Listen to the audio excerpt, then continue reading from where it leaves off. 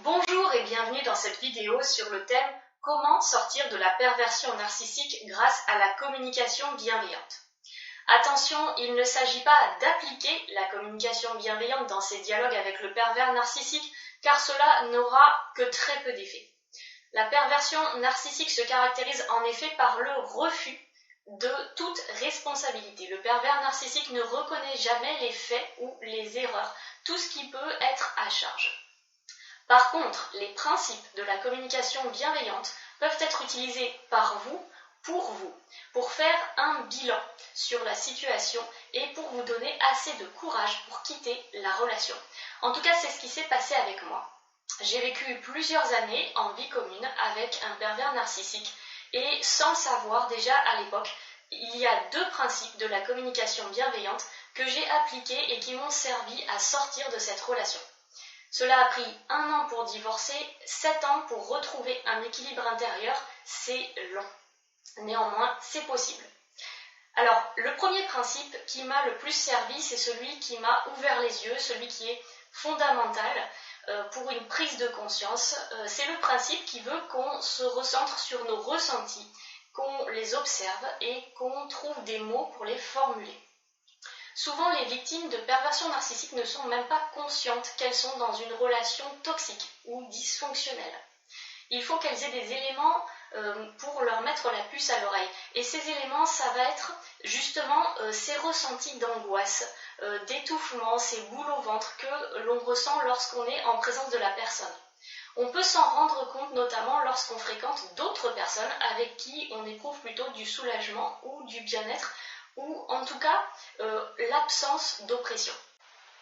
Ensuite, très concrètement, pour avoir le courage de partir, car la victime de perversion narcissique est souvent une personne qui manque de confiance en elle-même, qui a une très faible force vitale et qui donc va avoir besoin d'énormément de soutien, de courage pour quitter la relation.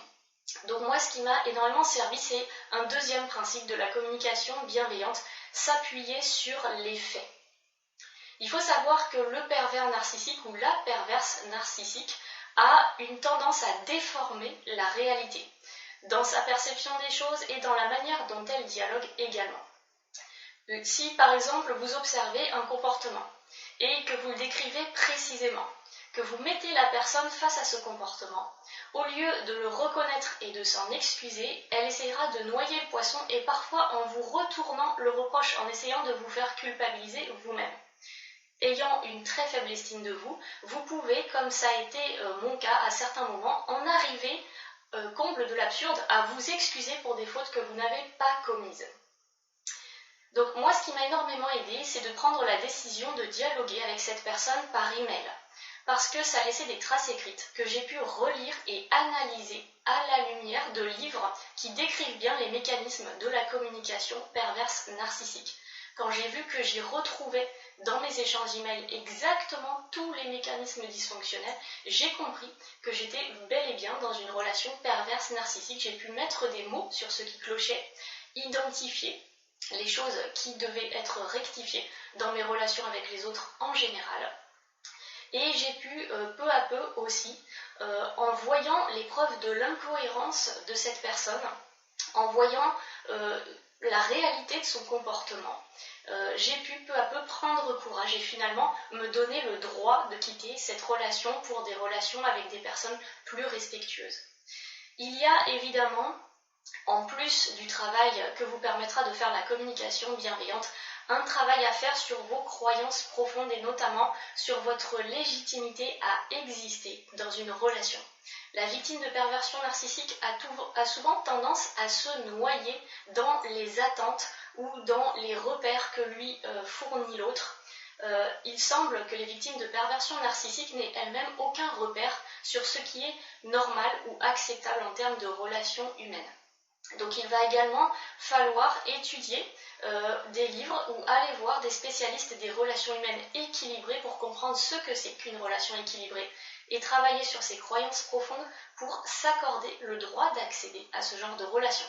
Il faudra travailler également son vide affectif, apprendre à prendre soin de soi, à cultiver notre propre univers, quitte à oser effectivement se différencier, oser dire non, refuser des sollicitations, etc., etc.